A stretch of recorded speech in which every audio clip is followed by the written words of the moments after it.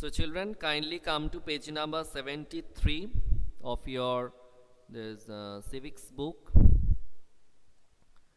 We have completed up to this role of the public prosecutor. Today we will start with the role of the judge. What is the role of the judge? The judge is like an umpire in a game and conducts the trial impartially and in an open court.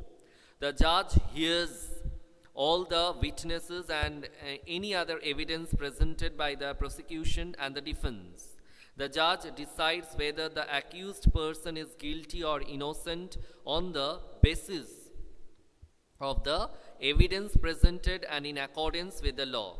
If the accused is convicted, then the judge pronounces the sentence. He may send the person to jail or impose a fine or both, depending on what the law prescribes.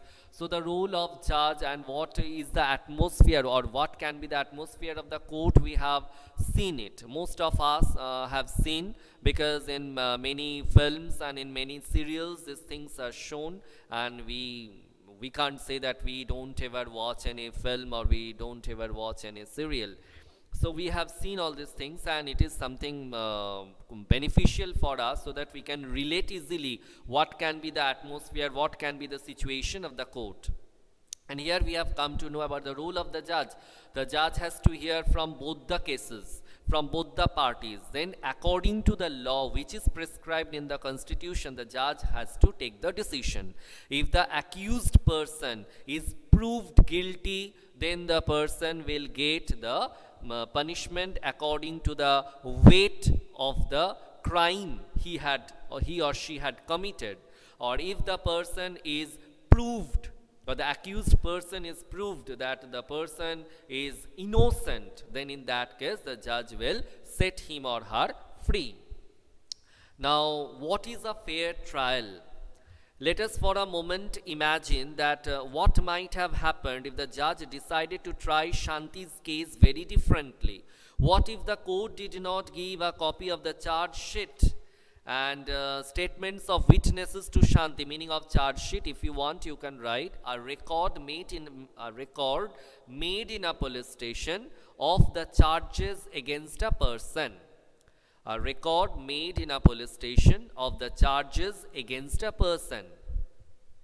What if he held the trial in a secret location where neither Shanti nor Sushil were present? What if he did not give Shanti's lawyer, Advocate Roy, enough time to question the witnesses of the prosecution, such as Mrs. Shinde, and instead had already decided that Shanti was guilty?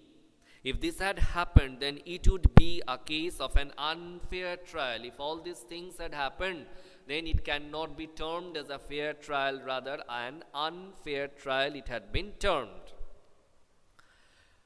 If this had happened, then it would be a case of an unfair trial. This is because for a trial to be fair, several different procedures have to be observed. Underline this portion. Article 21 of the Constitution that guarantees the right to life states that a person's life or liberty can be taken away only by following a reasonable and just legal procedure. The judge cannot take the decisions on his own. Everything is mentioned in the Constitution.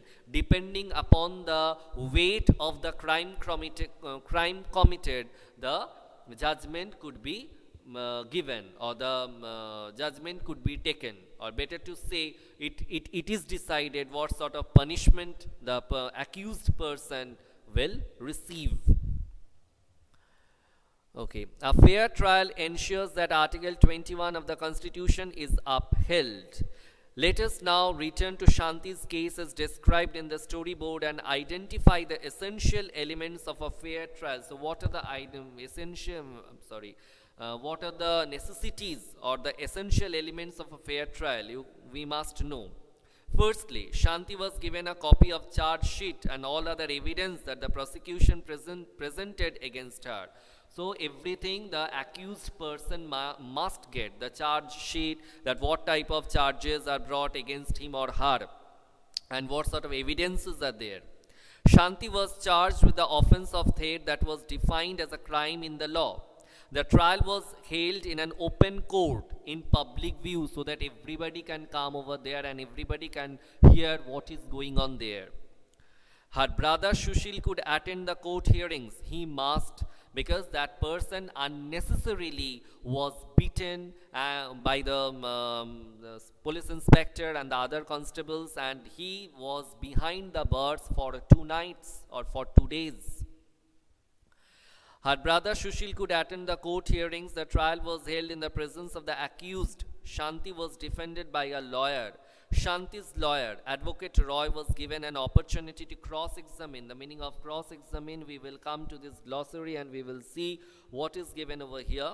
In the context of this chapter, this refers to the questioning of a witness who has already been examined by the opposing side in order to determine the veracity of his or her testimony. Veracity means accuracy, and testimony means a formal written or spoken statement, especially one given in the court of law, evidence. So Advocate Roy was given an opportunity to present witnesses in Shanti's defense. So all these things are the different procedures for the fair trial. Although the police filed a case of theft against Shanti, the judge assumed her to be innocent. It was the responsibility of the prosecution to prove beyond reasonable doubt that Shanti was guilty. In this case, the prosecution failed to do so. The prosecution was not able to prove that Shanti had committed the crime. She has stolen the necklace from her employer's house. It is significant that the judge decided the matter only on the basis of the evidence before the court. The judge cannot decide, as I have said, on his own. The evidences must be brought in front of him or her. The judge did not jump to the conclusion that Shanti was a thief just because she was a poor maid servant, but the constable and not the constable, but that S.I. Rao, he had jumped to the conclusion. That's why he didn't hear anything from Shanti, and also Shanti's brother was just beaten by him and other constables, and he was treated in a very rude manner. Both the brother and the sister were harassed. Okay. Instead, the judge remained impartial, and since the evidence showed that some young men and not Shanti was the thief, he set Shanti free. In Shanti's case, justice was finally done to her because she was given a fair trial. Achha, let us come to these dialogue bubbles. Here are my case papers. I have been falsely accused of stealing my employer's gold chain. They found rupees 10,000 in Shanti's trunk and said that this was the money she got from stealing the chain. But that is money that we have been saving up together. So what you are basically saying is that you did not see Shanti steal the chain, nor did you recover the chain on Shanti.